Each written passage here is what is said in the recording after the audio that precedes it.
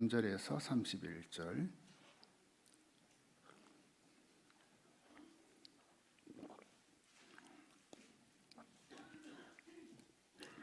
사도행전 28장 23절에서 31절 제가 읽겠습니다. 그들이 날짜를 정하고 그가 유숙하는 집에 많이 오니 바울이 아침부터 저녁까지 강론하여 하나님의 나라를 증언하고 모세의 율법과 선지자의 말을 가지고 예수에 대하여 권하더라. 그 말을 믿는 사람도 있고 믿지 아니하는 사람도 있어 서로 맞지 아니하여 흩어질 때에 바울이 한 말로 이르되 성령이 선지자 이사야를 통하여 너희 조상들에게 말씀하신 것이 옳도다. 일러스되 이 백성에게 가서 말하기를 너희가 듣기는 들어도 도무지 깨닫지 못하며 보기는 보아도 도무지 알지 못하는도다. 이 백성들의 마음이 우둔하여져서 그 귀로는 둔하게 듣고 그 눈은 감았으니 이는 눈으로 보고 귀로 듣고 마음으로 깨달아 돌아오면 내가 고쳐줄까 함이라 하였으니 그런즉 하나님의 이 구원이 이방인에게로 보내어진 줄 알라. 그들은 그것을 들으리라 하더라. 바울이 온 이태를 자기 셋집에 머물면서 자기 오는 사람을 다 영접하고 하나님의 나라를 전파하며 주 예수 그리스도에 관한 모든 것을 담대하게 거침없이 가르치더라. 아멘. 사도 바울은 제3차 전도 여행 중에 에베소라는 도시에서 이제 복음을 전하고 또 이제 교회를 세워서 이제 많은 제자들을 이제 양육하게 됩니다. 그때 바울에게는 이런 꿈과 또 소원 또 비전이 있었습니다. 그것은 로마에 가서 이제 복음을 전하는 것, 로마에 가서 또 이 말씀을 가르치는 것, 이런 꿈 또 비전 있었습니다. 그 사도행전 19장 21절 말씀 보시면 이 일이 있은 후에 바울이 마게도냐와 아가야를 거쳐 예루살렘에 가기로 작정하여 이르되 내가 거기 갔다가 후에 로마도 보아야 하리라 하고, 지금 이제 바울은 3차 여행 말미에 예루살렘으로 이제 가게 되는데, 그래서 예루살렘을 가게 되면 이제 로마도 가고 싶다라는 그 소원이 있었습니다. 그래서 이제 여기서 이제 그 에베소에서 출발해서 이제 마게도냐, 아가야로 가게 되는데, 이 아가야라는 곳은 이제 여러분 알고 있는 고린도라는 도시 아시죠? 이 고린도가 바로 아가야입니다.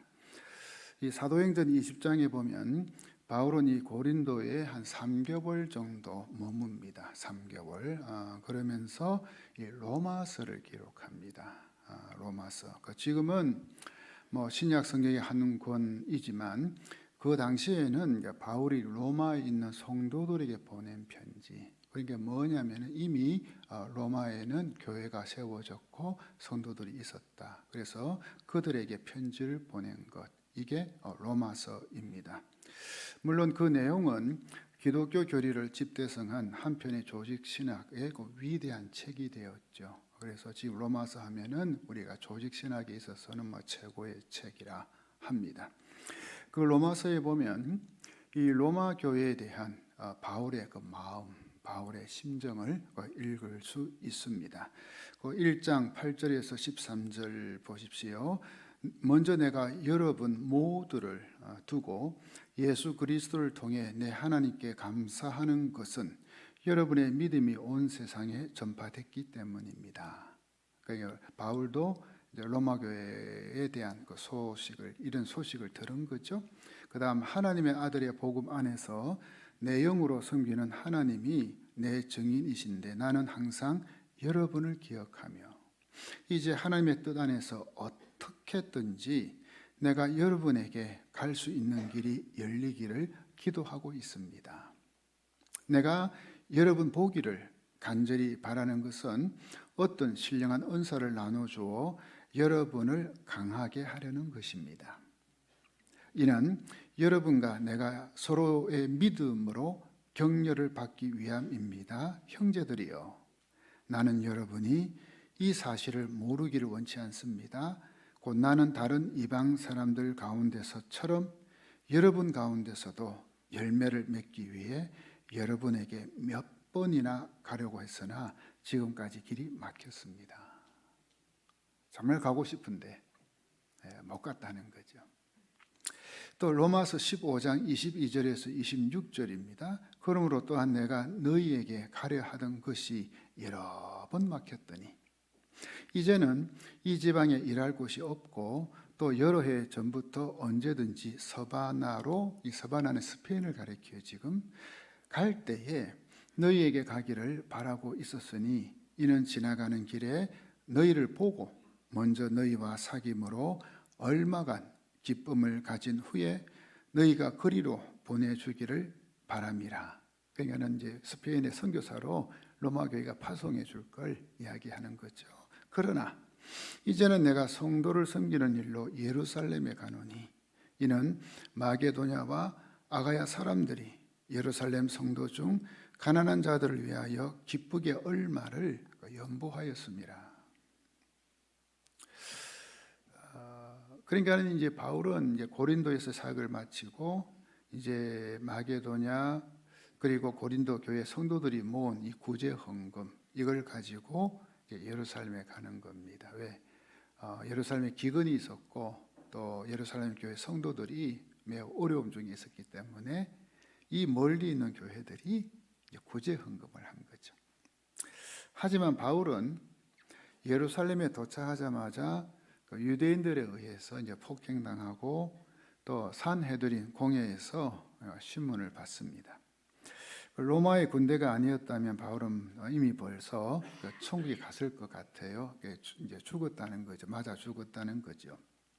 하지만 천신만고 끝에 바울은 그 로마 부대에 제수 아닌 제수 신분이 되어 감금됩니다. 그때 주님께서 이 바울에게 나타나 또 말씀을 해요. 그래서 저는 이 사도행전 또 이 바울을 이렇게 묵상하면서 한 가지 늘 느끼는 게 참 성령 충만한 사람은 순간순간 성령께서 또 주님께서 말씀해 주시는 것을 듣는다는 거죠.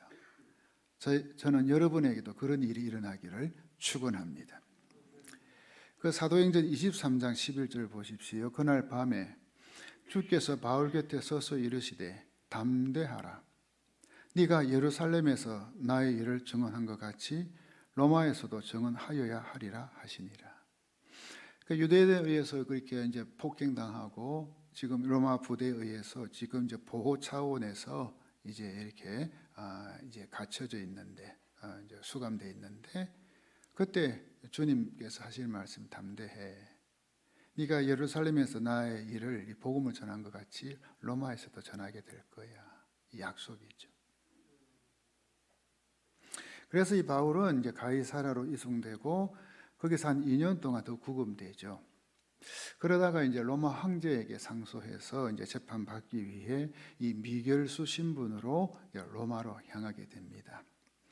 그래서 우리가 아는 것처럼 그가 담배, 이 항해하기 어려운 겨울철에 항해를 강행하다가 그 유라굴로라는 이제 광풍을 만나 이제 표류하고 결국에는 배가 파선하죠. 이제 배에 탄 사람들은 이제 우리 다 죽었다라고 하며 이제 살 소망이 거의 없어졌을 때 그때 바울이 또 그들에게 말합니다. 사도행전 27장 22절에서 25절 보십시오. 내가 너희를 권하노니 이제는 안심하라. 너희 중 아무도 생명에는 아무런 손상이 없겠고 오직 백분이리라. 내가 속한 바 곧 내가 섬기는 하나님의 사자가 어젯밤에 내 곁에 서서 말하되 바울아 두려워하지 말라. 네가 가이사 앞에 서야 하겠고 가이사가 누굴까요? 로마 황제죠. 또 하나님께서 너와 함께 항해하는 자를 다 네게 주셨다 하였으니 뭡니까? 안 죽는다는 거죠. 그러므로 여러분이요 안심하라. 나는 내게 말씀하신 그대로 되리라고 하나님을 믿노라. 여러분도 믿습니까? 하나님께서 여러분에게 말씀하신 것 그대로 될 줄 믿습니까? 그게 말씀이에요. 예수 믿는 사람은 무엇보다 말씀 붙들고 살아야 돼요. 아멘. 결국 그 배는 14일 동안 표류하다가 배에 탄 그 276명 총 전원이 이 멜리데 섬에 이제 상륙해서 목숨을 구합니다. 그 섬에서 바울은 이 독사에 몰리지만 죽지 않고 살아나죠. 이 일로 인해 이 바울은 이제 원주민들에게 살인자에서 신으로 대접받습니다. 왜? 독사에 물렸는데 안 죽으니까. 야, 이 사람 보통 사람 아니다. 그리고 그 섬의 가장 높은 사람인 그 보블리오의 부친의 병을 고쳐주고요. 계속해서 그 섬의 많은 병자들을 예수의 이름으로 고쳐줍니다. 이렇게 하여 그 섬에도 이 복음의 씨앗이 심어졌고 또 배에 함께 타고 가던 275명 나머지 사람들, 거기는 이제 제수들도 있고 선원들도 있고 군인들도 있고, 이 사람들의 마음에 예수 그리스도가 각인된 것은 의심의 여지가 없겠죠. 이 멜리데 섬이 지금 그 몰타라는 나라입니다. 그 이탈리아 밑에 있는 조그마한 섬나라입니다. 기독교 국가가 지금 되었습니다. 놀랍죠. 바로 바울, 이 사람 때문에. 석 달 후에 바울과 275명은 로마로 가는 배를 이제 갈아탑니다. 그 배는 이 수라구사와 레기온을 경유해서 이제 그 이탈리아 그 밑에 보면 수라구사 레기온이 있습니다. 경유해서 그 보디올이라는 항구 도시에 도착합니다. 이 보디올은 지금의 그 나폴리 근처에 있는 그 포츠올리라는 도시입니다. 포츠올리. 드디어 로마 땅에 도착한 거죠. 바울의 로마행은 고난의 여정이었습니다. 고난, 역경 등등. 그러나 하나님의 약속이 그대로 성취된 위대한 여정이었다는 것. 고난의 여정이었지만 하나님의 약속이 성취된 위대한 여정이었다는 것. 자, 이것은 우리의 인생 여정에도 고난이 있지만, 하나님 믿는 우리의 인생의 여정에도 고난은 있지만, 그럼에도 불구하고 하나님의 약속과 뜻은 반드시 이루어지는 것을 말해주고 있습니다. 믿으시는 분은 아멘. 자, 여러분 보십시오. 오래전부터 꿈꿨던 로마, 그토록 가기를 소원했던 로마, 그리고 천신만고 끝에 로마 땅에 도착한 이 바울의 마음 심정 어떠했을 것 같습니까? 그 로마. 감회가 새롭다는 표현으로 이 바울의 심정을 나타낼 수 있을 것 같습니까? 저는 부족하다 생각합니다. 만감이 교차한다는 말로도 그의 심정을 다 표현할 수 없을 것 같습니다. 그 무엇으로 표현할 수 없는 그 벅찬 감동이 바울의 가슴에 흐르고 있었을 것 같습니다. 그런데 보디올에 도착하고 보니 믿는 형제들이 거기에도 있었다는 사실이죠. 그래서 바울은 그들과 일주일 동안 함께 지내며 교제하는 시간 가집니다. 그리고 여러분, 이 시간이 얼마나 서로에게 격려와 위로의 시간이 될까요? 그리고 바울은 대망하던 로마로 향하게 됩니다. 사도행전 28장 14절에 이와 같이 로마로 가니라, 이와 같이 로마로 가니라 라고 기록하고 있습니다. 아주 간단하고 짧은 문장이지만 그 짧은 문장 안에는 수많은 사연과 스토리가 담겨 있다는 것 우리는 압니다.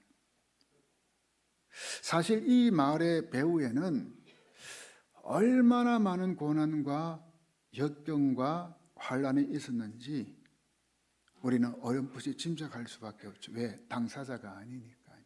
그러나 우리는 성경을 통해서 바울의 삶을 알기에 짐작할 수는 있는 겁니다. 창세기에 나오는 그 야곱은 아들 요셉이 이제 총리로 있는 애굽에 가서 그 바로 왕을 이제 만나게 됩니다. 그때 야곱은 바로 왕에게 자기 소개를 다음과 같이 합니다. 창세기 47장 8절 9절 보십시오. 바로가 야곱에게 말하였다. 어른께서는 연세가 어떻게 되시오? 야곱이 바로에게 대답하였다. 이 세상을 떠돌아다닌 횟수가 100년하고도 30년입니다. 저의 조상들이 세상을 떠돌던 횟수에 비하면 제가 누린 횟수는 얼마 되지 않지만 험악한 세월을 보냈습니다. 험악한 세월을 보냈습니다. 라는 이 야곱의 말에 담긴 삶의 스토리, 그의 삶의 스토리 우리는 알고 있잖아요. 130년의 삶의 스토리. 험악한 세월을 보냈다라는 단 한마디지만 그 안에는 수많은 사연과 고난과 시련과 그리고 하나님의 인도하심이 담겨 있는 말. 시련이 있고 고난이 있었지만 하나님의 인도하심이 있었던 말. 험악한 세월을 보냈습니다. 만약 누가 여러분에게 묻는다면 지금까지 당신은 어떻게 살아왔습니까? 라고 물었을 때 여러분은 어떻게 대답할 것 같습니까? 한마디 말이지만 그 안에는 여러분의 온갖 사연 스토리가 다 담겨 있지 않습니까? 이와 같이 로마로 가니라. 이와 같이 로마로 가니라. 여러분 이 한마디는 그냥 한마디가 아닌 거죠. 그냥 로마로 가기까지 정말 우여곡절이 많았고요. 천신만고의 세월을 보낸 바울. 이와 같이 로마로 가니라. 근데 여러분 무엇 때문에 바울은 로마로 가는 걸까요? 자신의 안위와 영달을 위한 것 아니잖아요. 자신을 죄에서 구원한 예수 그리스도의 복음을 위해서. 복음을 위해서. 우리는 정확하게 우리가 이 신앙을 가져야 됩니다. 우리가 왜 예수 믿는가? 아니 왜 하나님께서 나를 하나님의 자녀로 부르셨는가? 물론 이 땅에서 우리가 참 여러 가지 평안을 누리고 잘 사는 것도 하나님의 원하시는 바겠죠. 그러나 궁극적인 목적 뭘까요? 우리의 안위와 영달 그걸 넘어서는 하나님 나라와 복음. 그 복음을 위해서. 바울 일행이 로마로 가고 있는데 로마 교회 성도들이 아비오 광장과 트레이스 타베르네 마중 나옵니다. 아비오 광장은 로마에서 65km 정도 남쪽으로 내려가면 있고요. 트레이스 타베르네는 한 50km 정도 떨어져 있습니다. 요즘이야 자동차로 1시간 이내 가는 거리죠. 쉽게 가죠. 그러나 그 당시에는 이틀 정도 걸어서 가야 하는 거리입니다. 자, 그런데 여러분, 지금 이 바울을 마중 나온 이 사람들이 누군가요? 바울을 마중 나온 이 사람들이 누군가요? 약 3년 전 바울이 고린도에서 로마서를 기록하여 편지로 보낸 그 성도들. 그 성도들.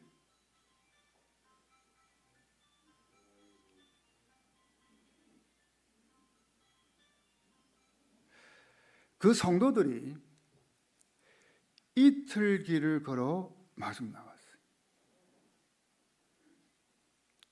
자, 그러면 그들을 만난 바울의 심정, 그걸 이 15절에서는 하나님께 감사하고 담대한 마음을 얻었다라고 표현합니다. 하나님께 감사하고 담대한 마음을 얻었다. 간단한 표현이지만 그 안에는 사람의 언어로는 표현할 수 없는 그 어떤 감격이 들어있다는 것, 우리는 충분히 이해할 수 있습니다. 그 수많은 고난과 역경 속에서도 하나님의 열심이 이 이방 영혼들을 향하여 쉬지 않고 일하셨음을 확인하는 순간이죠. 이 로마에도 이렇게 하나님의 귀한 자녀들이 있구나. 그리고 3년 전 고린도에서 로마서를 기록하여 보낼 때 누가 이 편지를 읽고 있을까? 그 성도들이 누굴까? 어떤 사람일까?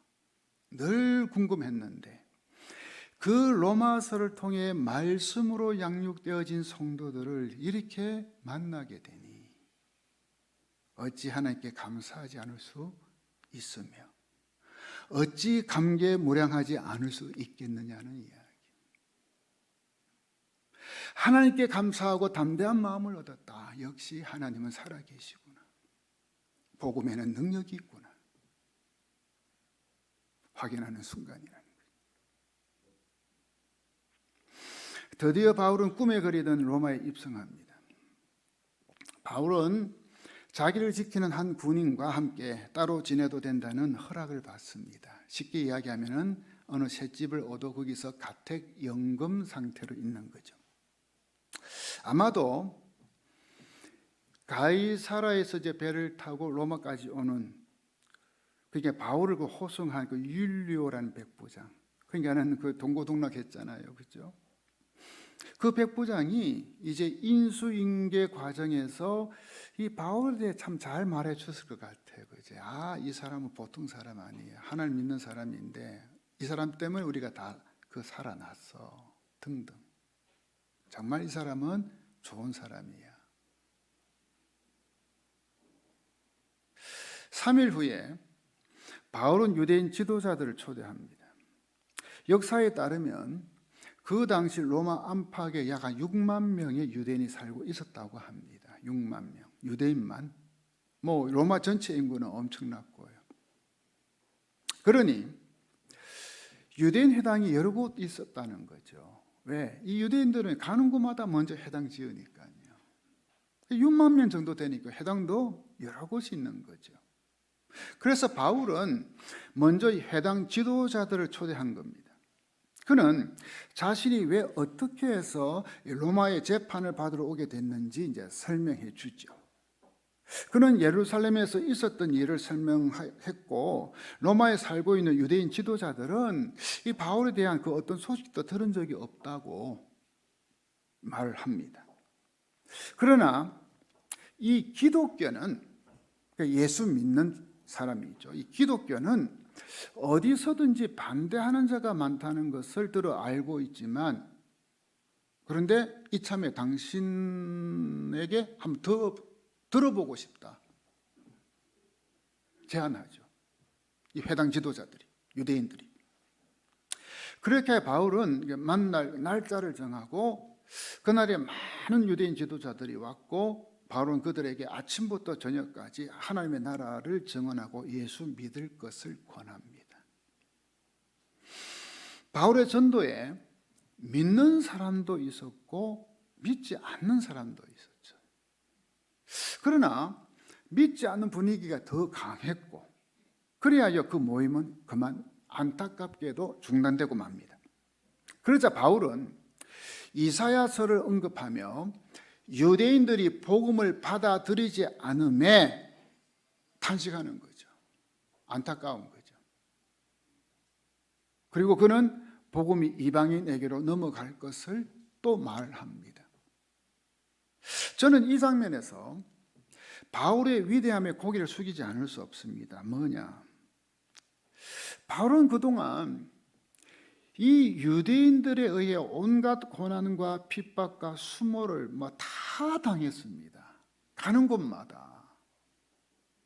지금 이 로마의 수갑을 차고 온 것도 유대인들이 고발했기 때문에.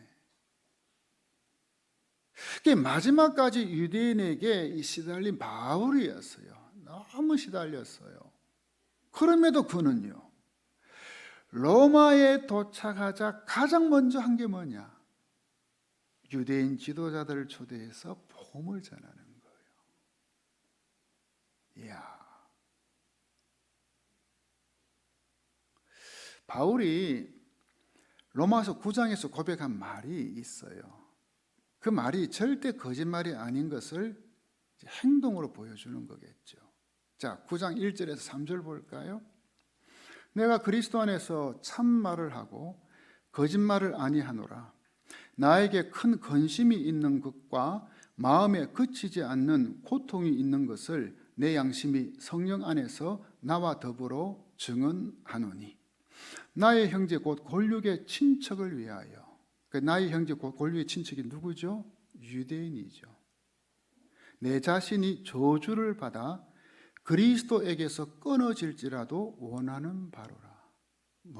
극단적으로 말하면 뭐죠? 본인이 지옥에 가도, 저주받아 지옥에 가도 우리 유대인들이 예수 믿고 구원받은 게 내 마음이다. 그렇게 자기를 뭡니까? 공격하고 해코지하고 폭행하고 죽이려고 했는데, 바울은 로마에서까지 그 유대인들을 초청해서 하나님 나라 복음 전하는 거 있죠. 정말 바울이라는 사람 대단한 사람이에요. 그렇게 자기를 죽이려고 했고 끝까지 줄기차게 괴롭히는 자들을 위해 계속 마음의 고통을 아는지, 어떻게 하면 그들을 구원할까? 라고 하며 몸부림쳤던 사람 바울.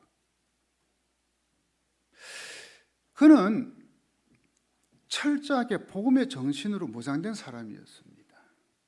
복음의 정신. 자, 여러분, 복음의 정신이 뭔가요? 복음의 정신?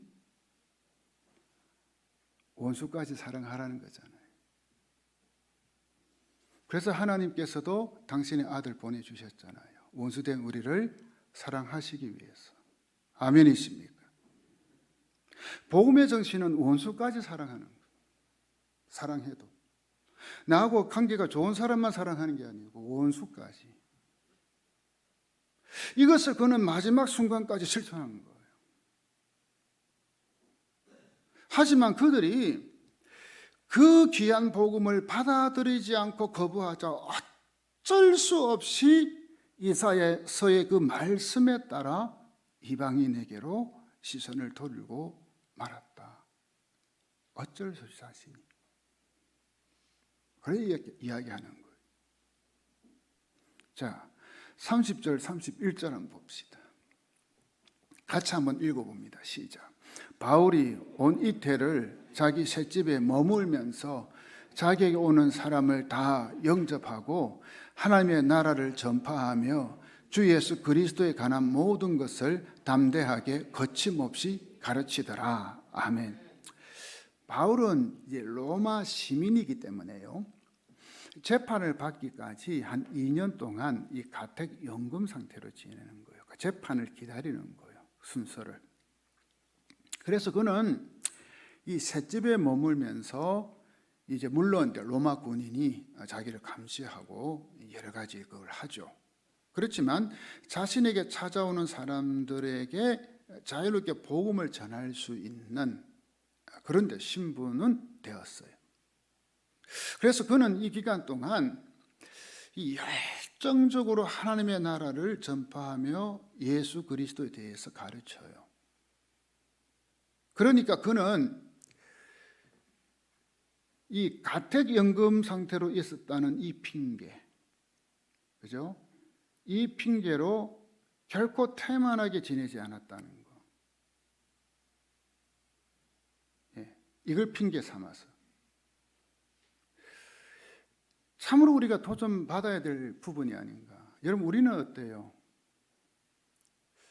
좀 핑계가 많은 편이에요? 핑계가 없는 편이에요? 뭐 좀 합시다. 좀 이것도 좀 합시다. 전도합시다. 뭐 좀 합시다. 좀 핑계가 많은 편인 것 같아요? 없는 편 같아요? 이런 핑계 저런 핑계, 바빴어요, 힘들었어요, 피곤했어요, 시간이 없었어요. 어때요?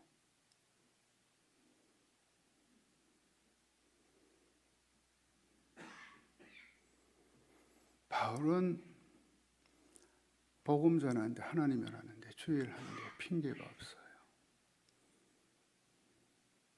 어쩌면 마지막이 될 수도 있잖아요, 인생에 있어서.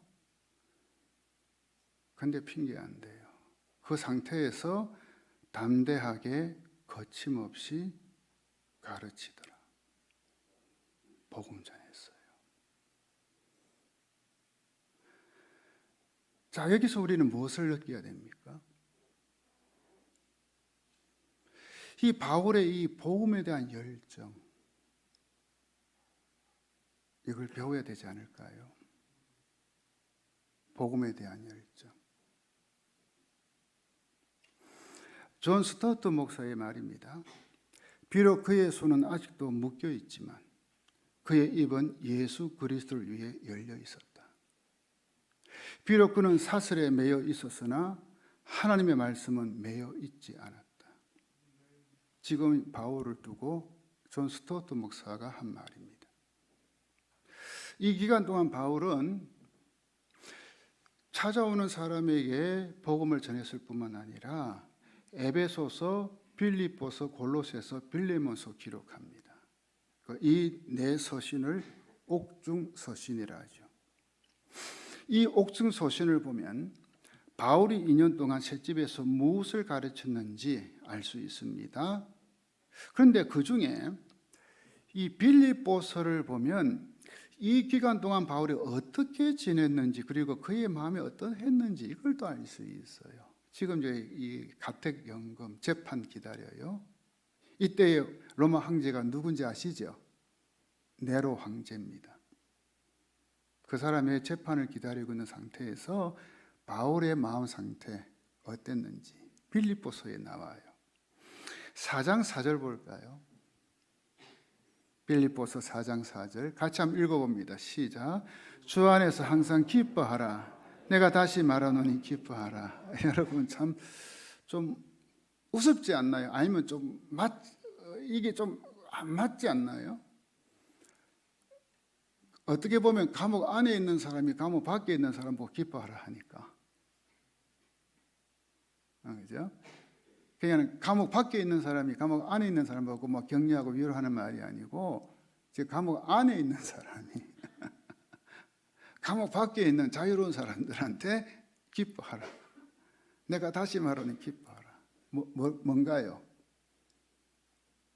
몸은 감옥 안에 있었지만 마음에는 기쁨이 있었다. 성령님이 주시는 기쁨.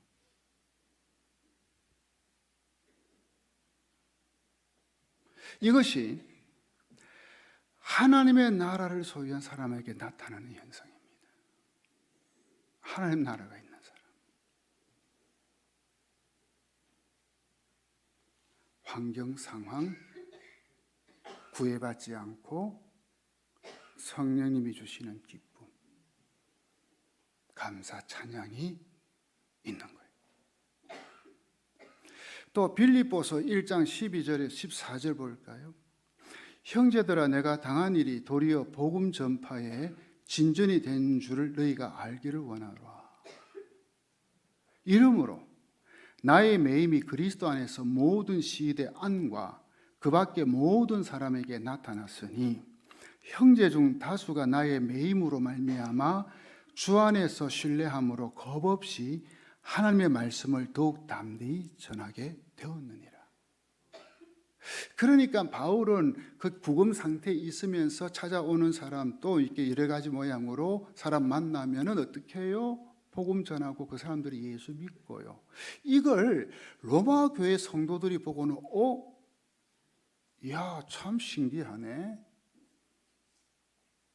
용기를 얻는 거예요. 야, 그렇다면 우리가 가만히 있을 수 있냐? 우리도 복음 전해야지. 바울이라는 분은 저 감옥 속에 들어갔어도 저 복음 전하는데 우리는 뭐 하고 있지? 도전을 주는 거예요. 누가요? 감옥 밖에 있는 사람이 감옥 안에 있는 사람에게? 아니요. 감옥 안에 있는 사람이 감옥 밖에 있는 사람에게. 또 빌립보서 4장 22절 보세요. 놀라워요. 모든 성도들이 너희에게 문안하되 특히 가이사의 집 사람들 중 몇이니라. 이 가이사의 집, 즉 뭐죠? 로마 황제의 집 사람들 중에 몇 명이 이 빌립보 교회 성도들에게 안부를 전한다는 거예요. 자, 이것은 바울이 가택 연금되어 있는 동안 그의 전도를 받고 예수를 믿은 로마 관리들이, 네로 황제의 그 관리들이 있었다는 걸 이야기해 주잖아요. 바울을 뭡니까? 감시하면서. 여러분, 바울은 셋집에서 가택 연금된 상태에서도 이처럼 복음의 열매를 맺었습니다. 그렇다면 우리는 복음을 전하는 데 있어서 환경과 상황을 탓할 수 없고 핑계할 수 없겠죠. 그죠? 핑계 댈 수 없어요. 핑계. 어떤 환경, 어떤 상황에 있어도 복음을 전할 수 있고요, 전도할 수 있는 것입니다. 저는 바울이 셋집에서 찾아오는 사람들에게 하나님의 나라를 전파하고 예수 그리스도에 관한 모든 것을 가르쳤다는 이 부분, 정말 저는 이 부분이 저 개인적으로 저한테 도전이 됐어요.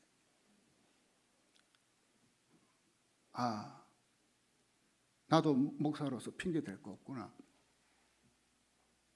이런 핑계 저런 핑계 될 거 하나도 없구나. 그리고 이런 소원을 한번 가져봅니다. 우리 교회 성도들이 바울의 셋집이 되면 얼마나 좋을까. 우리 성도들마다,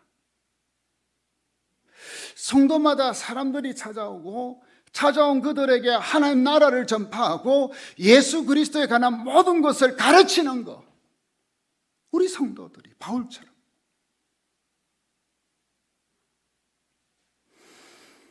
이 하나님의 나라가 이 자신 안에 있는 사람은요, 가는 곳마다 하나님 나라를 전파하게 돼 있어요.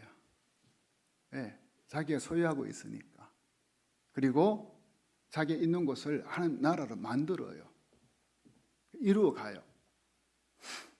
바울은 하나님의 나라를 전하는 삶을 살잖아요. 사실 바울이 이 복음을 전하기 위해서 가기 전에 이 마게도냐 그리스는 완전 뭡니까? 우상 덩어리였죠. 그래서 그리스 신화 여러분 들어봤죠. 온갖 신들이 있는 나라였어요. 근데 바울이 빌립보를 시작으로 해서 데살로니가, 베레아, 아테네 그리고 고린도에 가서 하나님 나라를 전파했을 때 그들이 예수 그리스도를 믿기 시작했잖아요. 이제 바울은 그렇게 가고 싶었던 로마, 꿈에 그리던 로마에서 하나님 나라를 전파하고 있는 거요. 그러자 로마도 결국에는 복음으로 정복당해 버립니다. 2세기의 그 키프리안, 이분이 친구 도나투스에게 보낸 그 편지 하나 제가 읽어드릴게요. 도나투스, 아름다운 정원에서 보는 세상은 유난하게만 보이네. 산길에는 강도가, 바다에는 해적이, 원형극장에서는 박수치는 군중들을 즐겁게 하기 위해 살인을 저지르는 사람들이 있네. 하지만 그 가운데서 평온하고 거룩한 사람들을 찾았다네. 그들은 경멸당하고 핍박받아도 개의치 않는다네. 그들은 세상을 이긴 것일세. 도나투스, 그 사람들은 그리스도인일세. 초대교회 성도들은 핍박과 고통 속에서 살았습니다. 그러나 그들 가운데 있는 하나님의 나라를 빼앗기지 않았다는 거예요. 하나님의 나라가 그들 안에 있었어요. 그들이 사자의 입 앞에서도, 화영대 앞에서도 극도의 평안을 유지할 수 있었던 비결이 뭘까? 안에 하나님 나라를 소유했기 때문에. 하나님 나라. 어느 스코틀랜드 사람에게 왕이 하늘나라에 가기를 기대하느냐라고 하고 물었습니다. 각하 아닙니다. 저는 이미 그곳에 살고 있습니다. 예수 그리스도의 생명을 소유하고 있는 사람은 이미 하늘나라에 간 것입니다. 하나님의 나라 사람이 된 것을 확신하며 사는 겁니다. 하나님 나라는 그리스도인이 우리가 죽어서 가는 곳이지만 동시에 이 땅에서도 누리는 나라, 그게 하나님의 나라 천국입니다. 찬송가 438장 여러분 잘 아시죠? 내 영혼이 은총 입어 중한 죄짐 벗고 보니 슬픔 많은 이 세상도 천국으로 화도다. 주의 얼굴 뵙기 전에 멀리 뵈던 하늘나라 내 맘속에 이루어지니 날로 날로 가깝도다. 높은 산이 거친들이 초막이나 궁궐이나 내 주 예수 모신 곳이 그 어디나 하늘나라. 여러분에게 물어보고 싶습니다. 지금 여러분 안에 하나님 나라가 있습니까? 천국이 이루어지고 있습니까? 그렇기에 바울은 감옥 안에 있어도 기쁨이 있었던 거예요. 그 하나님 나라 복음을 전하는 거예요. 하나님 나라가 있으니까.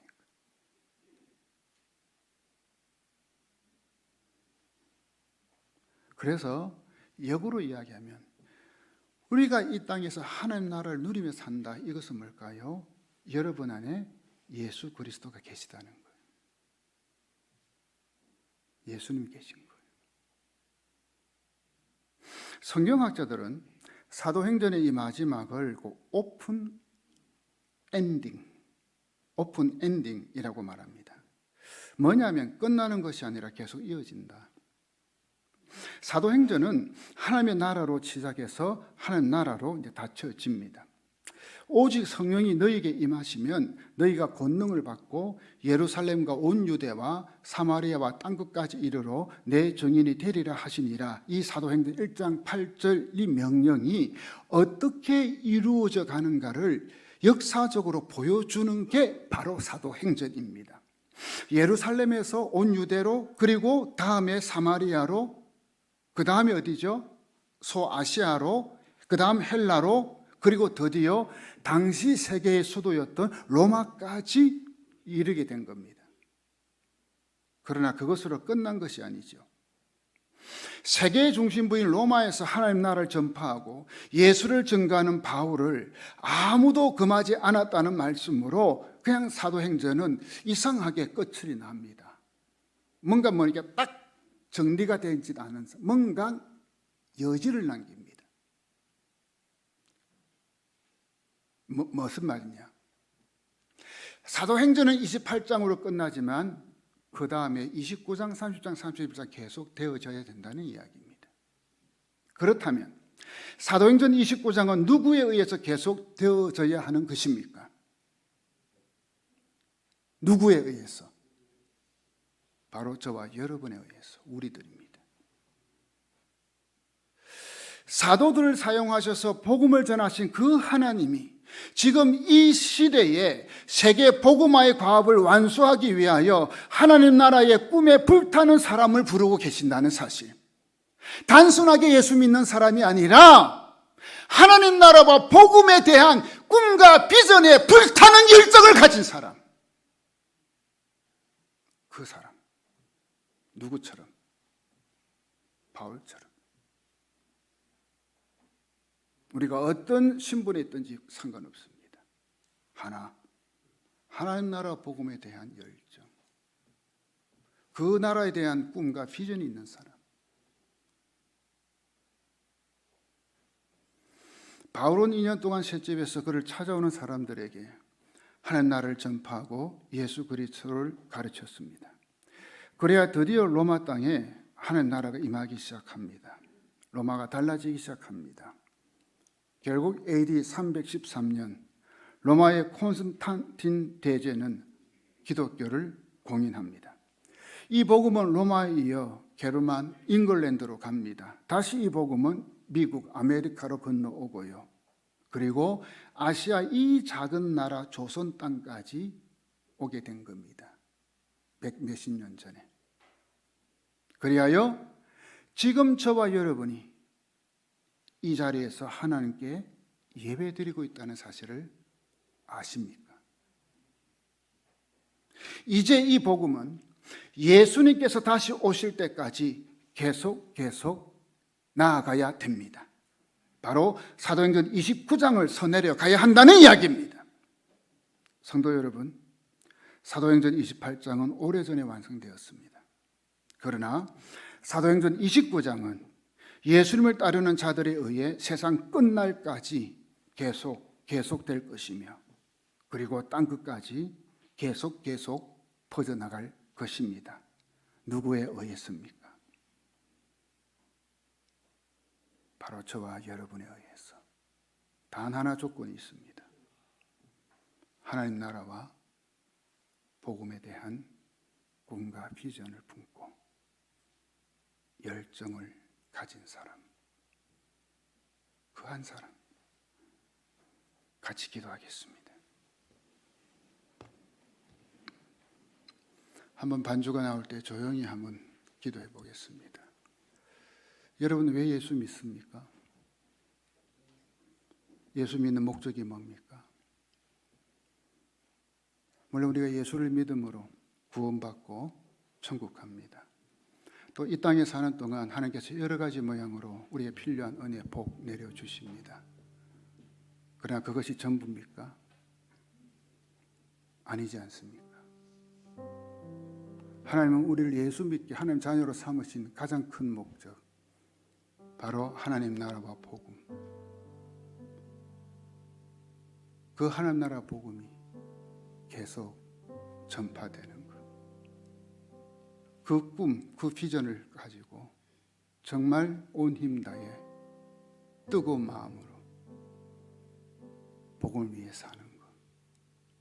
그래서 이 땅에 하나님 나라가 이루어지는 것. 그 위대한 일을 위해서 우리를 하나님 자녀로 삼으셨다는 사실, 다시 한번 마음에 새기기를 원합니다. 이제 기도하기를 원합니다. 하나님, 내가 그 주인공 되기를 원합니다. 다시 한번 잃어버렸던 이 하나님 나라 복음에 대한 열정, 꿈, 비전 다시 한번 회복시켜 주십시오. 우리 교회가 이 일을 감당하기를 원합니다. 우리 교회가, 내가 이 일을 감당하기를 원합니다. 할 수 있습니다. 성령님이 임하시면 가능합니다. 다 같이 기도하겠습니다.